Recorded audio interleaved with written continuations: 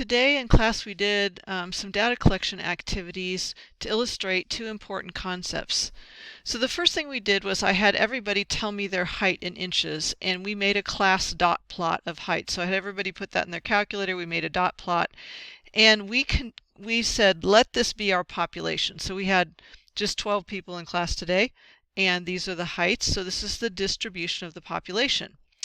Then we put the data in the calculator, found the mean, and found that the mean of the heights is 68.9 inches. And recall that we use the symbol mu to represent the mean of the population. So we said mu of x equals 68.9, and every dot in this distribution represents one person's height. We also found the population range, which is the tallest height minus the shortest height, which was 75 minus 61, so the range was 14. The second thing we did was I had everybody take a random sample of 5 people from the class and find their heights. So we did this on the calculator by making a list and sampling from the list. So those instructions are right here.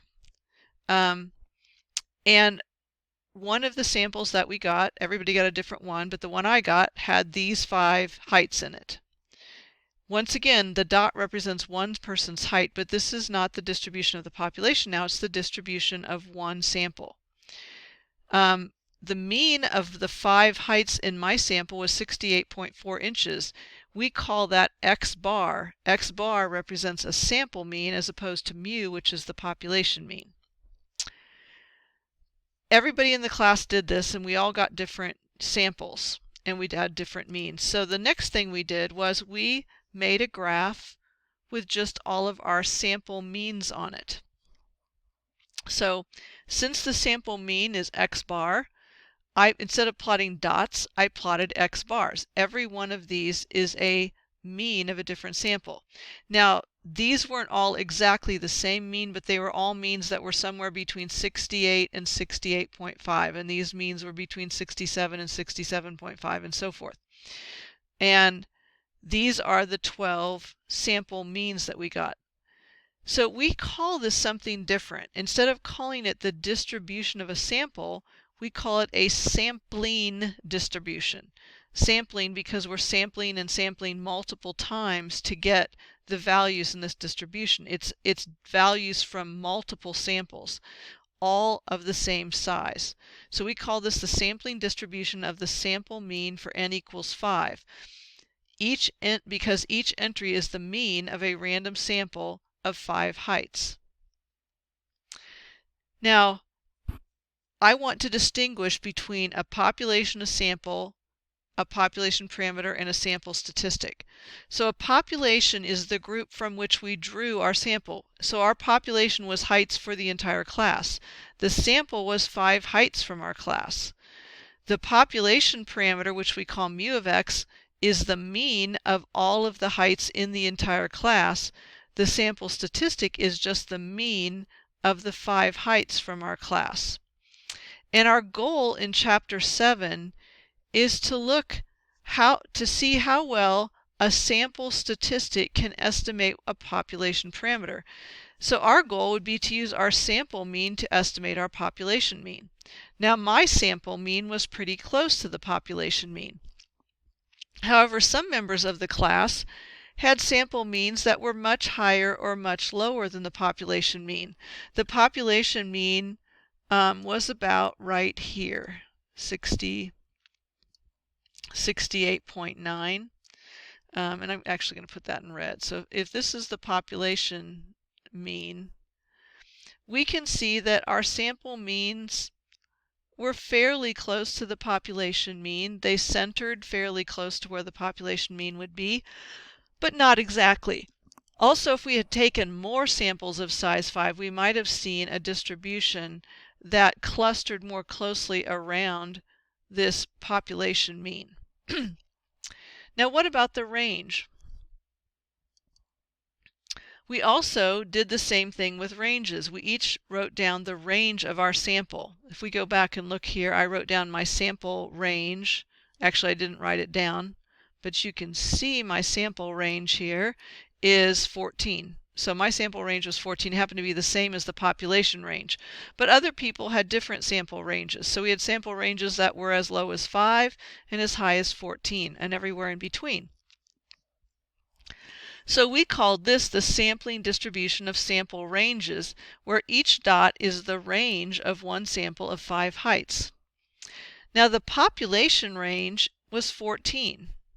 So that would, I've marked this on the graph, and this is going to make, we're going to do something with this in just a minute.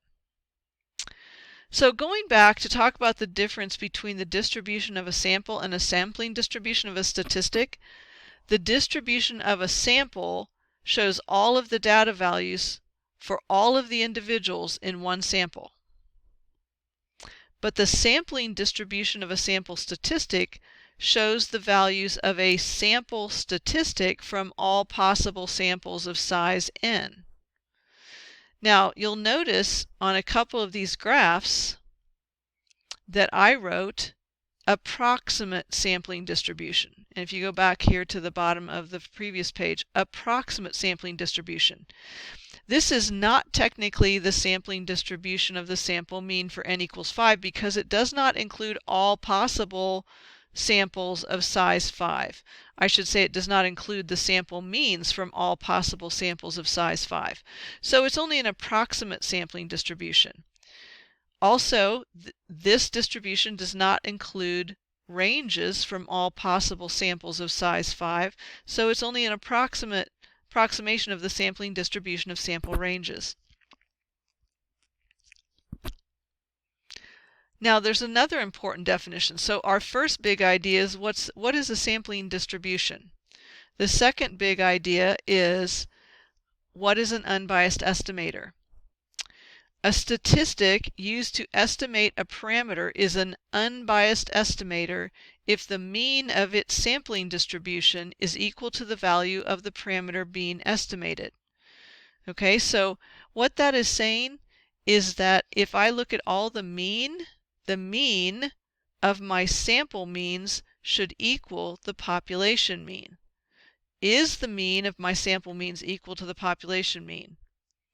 Is the mean of my sample ranges equal to the population range? So let's go back and look at the previous page. Is the mean of the sample means equal to the population mean? Well, the mean of the sample means, we don't have enough data to know for sure, but it looks like the mean of the sample ranges are at least close to the population mean. The mean of the sample means is close to the population mean. This probably should scoot over just a little bit and be like 68.9, about right there. So we can see that quite a few of my samples had values very close to 68.9. We had some higher and some lower. So it looks like if we averaged all these values, it would be fairly close to the true population mean. And in fact, we'll find if we look at a lot more sampling distributions that that is a true statement, that the mean of the population the mean of all the sample means equals the population mean. So we can say, yes, it looks like the mean of all the sample means is centered at a value close to the population mean of 68.9.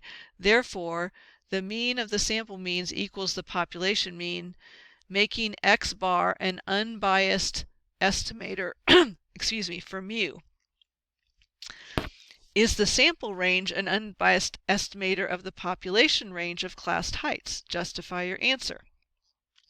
Well, when I go up here, is the mean of the sample ranges equal to the population range? Well, clearly not. 14 is clearly not the average of all of my sample ranges. It looks like the average of all of my sample ranges would be somewhere in between maybe 9 and 10 or 8 to 10, somewhere in this middle area would be the mean of my sample ranges. So the mean, it looks like the sample ranges typically are less than the population range, all but the very few cases where the sample includes both the highest and lowest values of the population. So we would say no. The mean of the sample ranges is not centered at the population range. The population range is 14 and the mean of the sample ranges is about 9 inches. So the mu of all of the sample ranges is not equal to the true range, therefore it is not an unbiased estimator.